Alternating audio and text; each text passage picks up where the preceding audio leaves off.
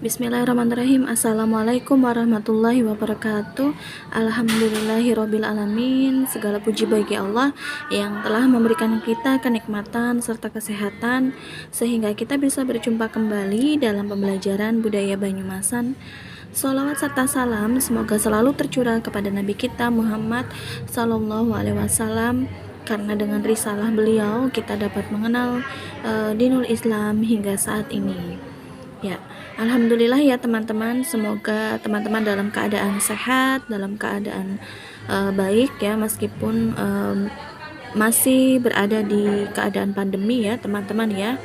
Oke, mudah-mudahan teman-teman masih semangat untuk belajar dan untuk menyimak pembelajaran hari ini. Untuk hari ini, insya Allah kita akan belajar budaya Banyumasan, bab tata krama. Ya, sebelumnya sudah ada di rangkuman yang kemarin sudah dibagikan ya teman-teman. Bagi yang belum mengambil, silakan mengambil ke sekolah ya. Tapi insya Allah sudah ada semua ya teman-teman di rangkuman. Jadi silakan teman-teman membuka rangkuman sambil mendengarkan penjelasan dari Ustadzah. Ya, untuk kali ini bab pertama adalah tentang tata krama. Kita akan belajar tentang tata krama.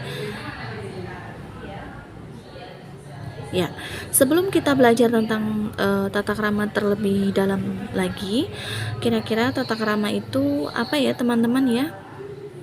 Ya, di sini ada penjelasannya ya, bahwasanya tata krama itu adalah sebuah aturan bertingkah laku yang santun dalam hubungan dengan orang lain. Jadi yang namanya tata krama itu aturan bertingkah laku yang santun dalam hubungan dengan orang lain.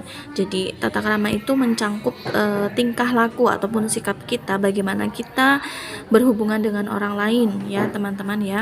Oke, itu yang disebut dengan tata krama. Jadi tata krama bisa juga disebut dengan norma atau kebiasaan, atau kalau di tempat kita mungkin seperti kayak unggah-ungguh ya teman-teman ya, ataupun sopan santun ketika kita bertingkah laku terhadap orang lain. Ya, untuk KD 3.1 yang akan Ustadzah jelaskan adalah tata krama di lingkungan sekolah. Jadi kita akan mempelajari tata krama yang ada di lingkungan sekolah sekitar kita. Kenapa tata krama itu sangat penting? Ya, karena tata krama itu mengatur cara kita untuk bersikap dengan orang lain ya, mengatur cara pola kita berhubungan dengan orang lain, baik dengan sikap, tutur kata itu juga bisa ya teman-teman ya. Jadi tata krama itu sangat-sangat penting. Ya, yang pertama adalah tata krama ketika diperintah ibu atau bapak guru ya. Jadi ketika teman-teman mungkin bertatap muka, tata krama yang ada di lingkungan sekolah yaitu tata krama ketika kita diperintah oleh ibu ataupun bapak guru ataupun ustadz ustadzah yang ada di sekolah.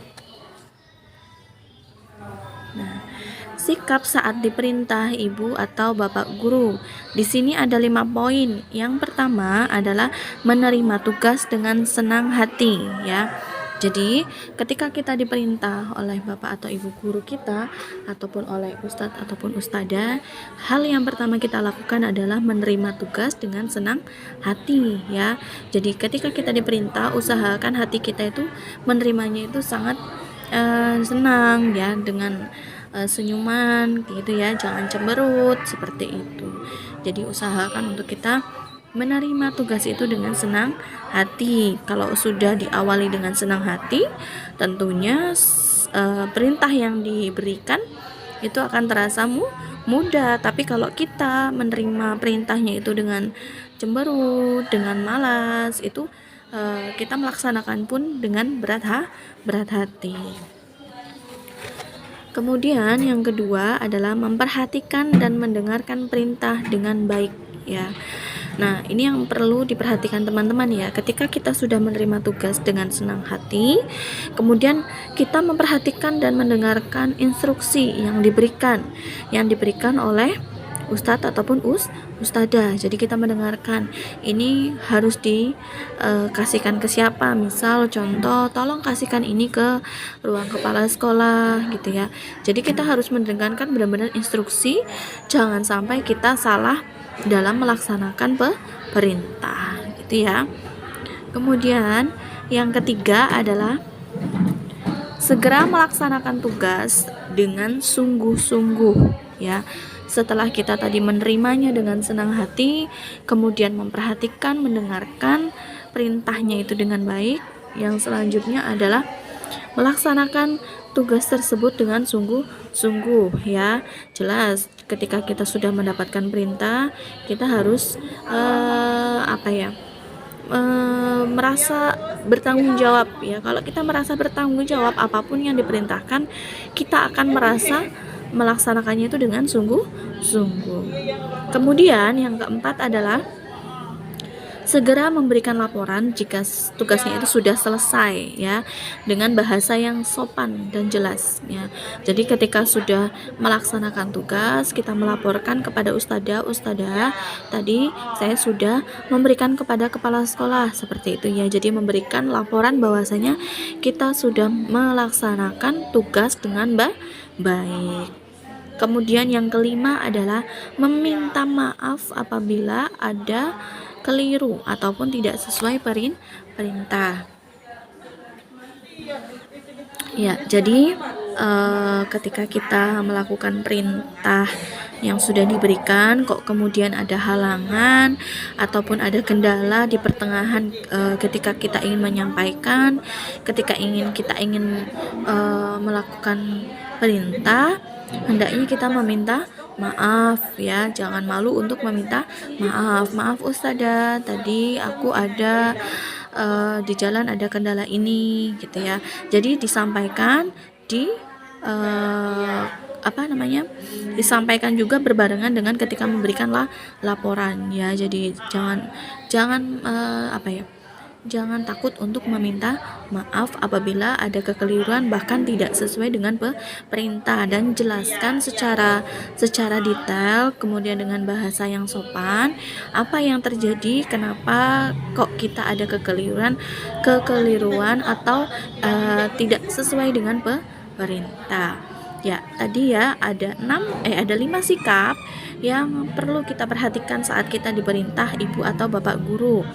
Ya, yang pertama adalah menerima dengan senang hati, yang kedua memperhatikan dan mendengarkan dengan baik, yang ketiga adalah melaksanakan dengan sungguh-sungguh, yang keempat memberikan laporan jika sudah selesai, dan yang terakhir adalah meminta maaf apabila ada kesalahan ataupun keliruan ataupun tidak sesuai dengan perintah. Oke, yang kedua, tata krama di lingkungan sekolah yang kedua adalah tata krama masuk ruangan guru ya, masuk ruang guru ataupun masuk di ruangan kepala sekolah ya. Pokoknya ruangan yang ada di sekitar sekolah. Di sini tata krama masuk ruang guru. Jadi ketika kita masuk ruang guru, apa sih yang perlu kita lakukan? Apa yang perlu kita lakukan ya supaya terlihat sopan ya, supaya ustadzah pun ini ada keperluan ini, seperti itu ya. Jadi bagaimana cara kita masuk ke ruang guru? Oke, sikap yang harus dilakukan ketika masuk ke ruang guru, yang pertama adalah tentu ya, mengetuk pintu dengan sopan sebelum masuk. Jadi ketika mau masuk ke satu ruangan, termasuk ke ruang guru, yang pertama adalah kita mengetuk pintu terlebih dahulu. Yang kedua, kita mengucapkan salam ya, assalamualaikum, seperti itu ya. Jadi setelah mengetuk pintu kita mengucapkan salam.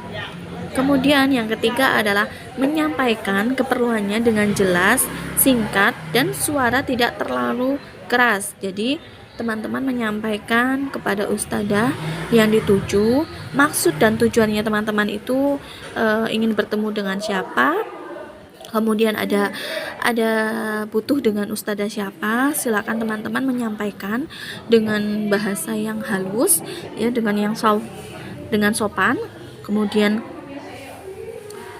tidak terlalu keras ya teman-teman. Kemudian yang keempat adalah bersikap ramah dan sopan ya.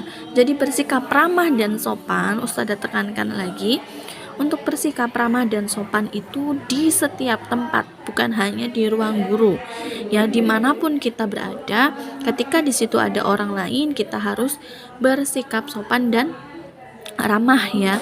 Jadi ramah itu di sini kita menyapa, kemudian sopan itu kita menjaga sikap, kemudian menjaga lisan ya, baik di setiap tempat, apalagi di tempat di ruangan guru. Jadi jaga sikap dan kita harus bisa ramah.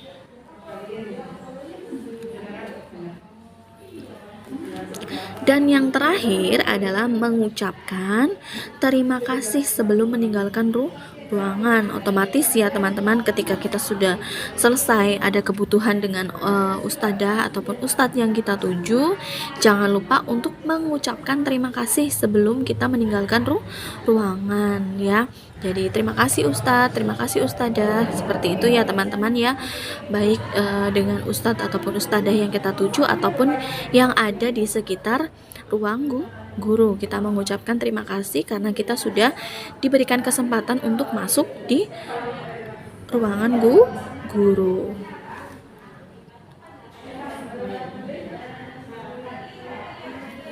Oke, itu ya teman-teman, tadi kita sudah belajar untuk tata krama di lingkungan sekolah. Kalau di modul itu ada 4 poin, tapi untuk hari ini Ustadzah bagi menjadi dua poin dulu ya teman-teman. Insya Allah untuk 2 poin yang selanjutnya nanti Ustadzah bahas di pertemuan selanjutnya ya teman-teman ya.